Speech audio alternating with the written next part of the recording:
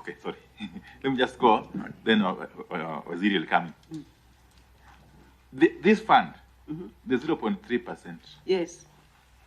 And I agree with you, if possible, we need to have it entrenched in the Constitution. Yeah. Okay?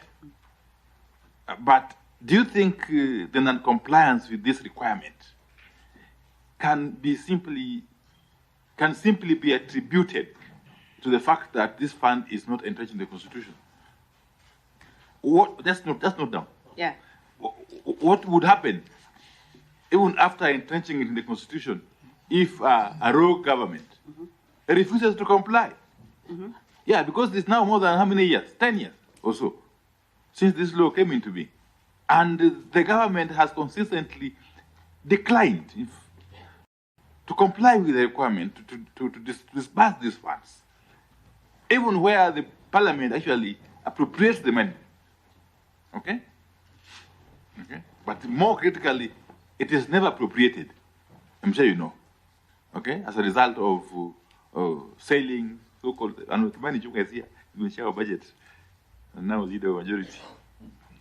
So what has been the reason why this money is not availed? Please help us understand if the cure is only in entrenching it in the Constitution. Finally, on my part, is the ORPP. It's a very critical office. Very critical.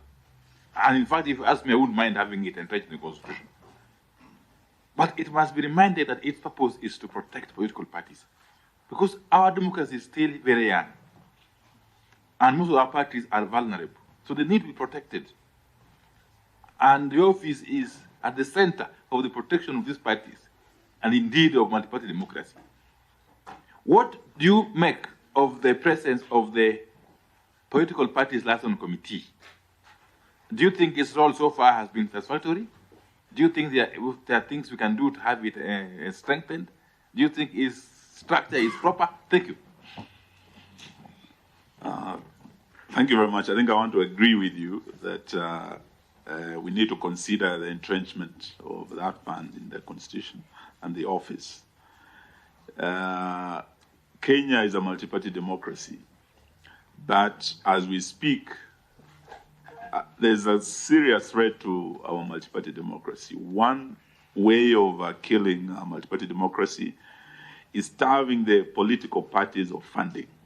And what Honorable Opiyo Wandayi is talking about has been there. There's been quite some deliberate attempt not to disburse the funds and therefore not to finance political parties to be effective as vehicles through which Kenya as a country can realize its political aspirations. The second threat to democracy has been the issue of cannibalization of our political parties. There's a deliberate attempt to cannibalize political parties in our country. And the Jubilee Party has been the main target, as you are aware, ODM also, and other opposition parties. And we are not just talking of the opposition, but even in the ruling coalition itself, we know that there are parties like Ford Kenya and ANC that are in danger or that are being arm-twisted to collapse into UDA. And we're in danger of actually Kenya going back to a single-party state. Now, what I want to find out is, I've looked at your presentation. I've not seen much on party hopping. And this is where we are finding members of parliament moving to another party without going back to their base or their constituencies for a fresh mandate. And this happened before. There have been proposals here on how that can be dealt with in terms of returning hygiene to our politics. And that